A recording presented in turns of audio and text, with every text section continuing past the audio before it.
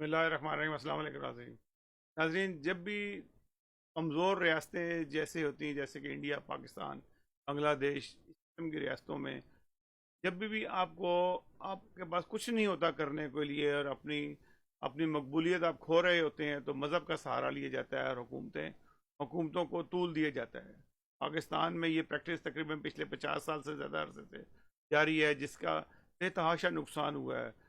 लोग मुख्तलिफ ग्रोहों में तकसीम हो गए, आपस में कत्लो गारत रही, और हर फ़िरका बड़ा फ़िरका चाहता था कि उनका नुक्ता नज़र जो सा है वो यहाँ पे आए, हिसाब में उनको शामिल किया जाए। वो किया भी, जिससे ये हुआ कि माशरा कई हिस्सों में तकसीम हो गया और लोगों में एक बेचैनी पैदा हो गई। अब कोशिश की जा रही है कि ना कि उसको ख़त्म किया जाए, लेकिन बाज़ लोग, दूसरे लोग जो है, वो ये सीखते नहीं हैं कि हमारे हमसाये ने क्या किया और फिर उसने क्या पाया।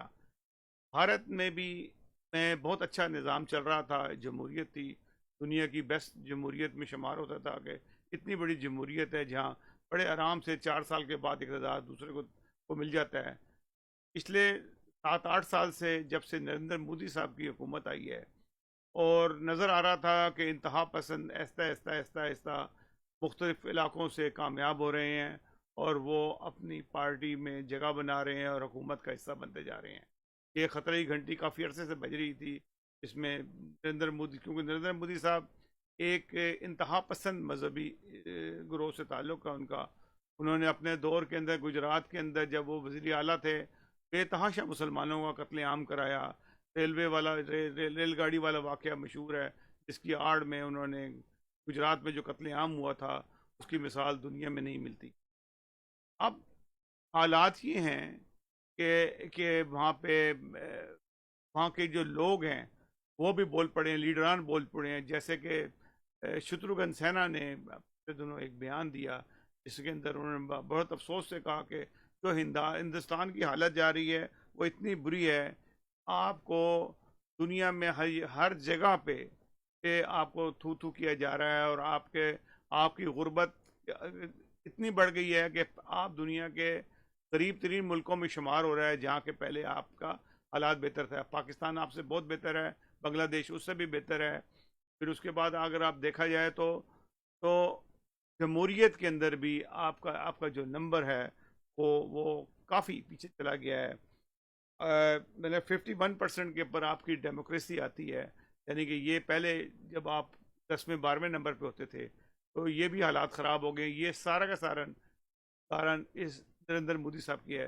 शत्रुघ्न सिन्हा साहब ने क्या कहा कश्मीर के बारे में भी, क्योंकि कश्मीर में जो जुल्म हो रहा है उसकी मिसाल नहीं मिलती है, और जुल्म बढ़ता चला जा रहा है। वो कश्मीर को एक जेल बना दिया गया है, तमाम वहाँ के लीडरान मुद्दतों से जेल में हैं, और कश्मीरी अवाम भी जेल में है, और उनके ऊपर हर किस्म के जो जो उनके राइट्स थे वो सल्व कर लिए गए हैं। वो इंतहाई बुरे हालात में है।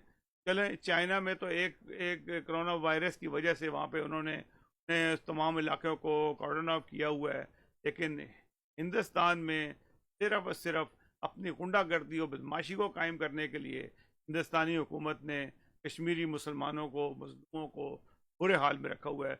ये क्या कहते हैं शत्रुघ्न सिन्हा साहब, ये प्लीज सुनिए। कितनी अच्छी है कि माइनॉरिटी कब तक चुप रहेगी। आपने कश्मीर किया, आज तक शांति नहीं आई। आप बोल रहे हैं शांति आ गई, शांति आई नहीं। वहां के नेताओं को अभी तक गिरफ्तार किया हुआ है। वाईफाई अभी तक शुरू हुआ नहीं हुआ, कब हुआ, कल हुआ, क्या तमाशा है। पूरे चाइना में तो कोरोना वायरस पे कुछ डिस्ट्रिक्ट सील किए हुए हैं। आपने तो पॉलिटिकली पूरा कश्मीर को और खासकर श्रीनगर को, वैली को तो आपने सील कर दिया। बिल्कुल ऐसा कर दिया, दुनिया में आवाज उठ रही है। आप यूरोपियन यूनियन के लोगों को बुलाते हैं यहाँ पे, उनको दामाद की तरह लाकर दिखाते हैं यहाँ पे, और आप उन्हीं लोगों को ले जाते हैं जो आपके गीत गा सकें, और सेलेक्टेड जगह पे दिखा रहे हैं उनको। पूरा कश्मीर घूमने नहीं दे रहे हैं, श्रीनगर। उसके बाद भी बात फैल जाती है। जब पता चलता है कोई टूरिस्ट नहीं जा रहा है, पता चलता है जो टूरिस्ट जा रहे हैं उनको बाहर निकलने नहीं दिया जा रहा है। यशवंत सिन्हा जैसा इतना बड़ा व्यक्तित्व, ये अपनी टीम के साथ जाते हैं, सिविल सोसाइटी के साथ, तो पहले तो इनको एक बार एयरपोर्ट से निकलने नहीं दिया जाता है, दूसरी बार इनको वहां वापस कर दिया जाता है। एक बार इनको कहा जाता आइए आइए सर जरूर आइए, होटल में ले जाते हैं, कहता सर होटल से ही जो देखना है देख लीजिए, होटल से बाहर निकलना मना है, प्रतिबंध लगा के। आज उसी यूरोपियन यूनियन का आपने पढ़ा होगा अखबारों में, कश्मीर के मामले में और सीए के मामले में भी, नागरिकता कानून के मामले में 750 से ज्यादा एमपीज हैं यूरोपियन यूनियन के, उसमें से 651 ने कहा है, हालांकि भारत का आंतरिक मामला है, मैं उसका बहुत समर्थन नहीं करता हूं, मैं भी नहीं करता हूं कि भारत का आंतरिक मामला, लेकिन वो दर्द छलक गया और 651 लोगों ने कहा है 750 से ज्यादा में कि जो भारत में हो रहा गलत हो रहा है, उसकी निंदा करते हैं, हम कतई बर्दाश्त नहीं करेंगे। बात दुनिया भर में फैल गई है। अभी आपने देखा होगा परसों बिलियनर सोरस डावोस के इकोनॉमिक फोरम में कहा उसने कि हिंदुस्तान में डेमोक्रेसी को बहुत खतरा है, हिंदुस्तान में बहुत ज्यादती हो रही है, धर्म के आधार पर बांटा जा रहा है, लोग एक दूसरे को शक की दृष्टि से देख रहे हैं, लोग खुश नहीं हैं। और डेमोक्रेसी की बात की तो एक दो बातें और बता दूं आपको, क्योंकि आप लोग युवा पीढ़ी के ज्यादा लोग हैं तो आपको ज्यादा समझना बहुत जरूरी है। अभी अभी थोड़े दिन पहले आया था ग्लोबल हंगर इंडेक्स, दुनिया में सबसे ज्यादा भूखमरी का जो पैमाना है, भूखे या भूखमरी का ग्लोबल इंडेक्स, कितना सुन के आपको ताज्जुब होगा जिन्हें नहीं पता होगा कि ग्लोबल हंगर इंडेक्स में हिंदुस्तान का 130 या 125 या 150 देशों का आंकलन हुआ, उसमें 90 से नीचे स्थान है हिंदुस्तान का। इतनी भूखमरी, इतनी गरीबी है यहां पे, बेरोजगारी। और पाकिस्तान भी हमसे ऊपर है, पाकिस्तान हमारे से ऊपर है, करीब 80 के करीब, 70-80 के बीच में है। बांग्लादेश हमसे बहुत अच्छा है, 60-65 के बीच में है, हिंदुस्तान 90 से नीचे। कितने शर्म की बात है या कितने दर्द की बात है। और अभी डेमोक्रेसी का मामला, डेमोक्रेसी के मामले में इंडेक्स में आया है दुनिया का पैमाना, जो हम शान से कहते थे कि दुनिया के सबसे पुरानी या दुनिया के सबसे बड़ी डेमोक्रेसी हमारे पास है, हम लोग तो लोकतंत्र पे ही जीते हैं, लोकतंत्र ही हमारा आधार है, कितना बढ़िया से पावर शिफ्टिंग होता है, एक जाता है दूसरे आता है। उसमें लोकतंत्र वाले में ईवीएम मशीन का जिक्र नहीं है। ईवीएम मशीन, अब तो इलेक्शन भी ईवीएम मशीन के सहारे हो रहे हैं, बहुत लोग देख ही रहे हैं, आपको सुन के भी ताज्जुब होगा। सुप्रीम कोर्ट में 547-48 सीटों जो जीती गई हैं, उसमें से 347 या 350 के करीब ये ईवीएम मशीन का या मैल फंक्शनिंग का, या आप जो कहते हैं डिस्क्रिपेंसीज, 10% से लेकर 50% तक का डिस्क्रिपेंसी पाया गया है। सुप्रीम कोर्ट ने एक्सेप्ट करके, सुप्रीम कोर्ट ने उस पे इलेक्शन कमीशन को नोटिस भेजा है कि आप इसका जवाब दें, इसी महीने आना चाहिए उसको। अब क्या होगा सुप्रीम कोर्ट के बाद की बात है, बताए जा रहा हूं आप लोगों को कि कैसे कैसे हम कहां से कहां जा रहे हैं।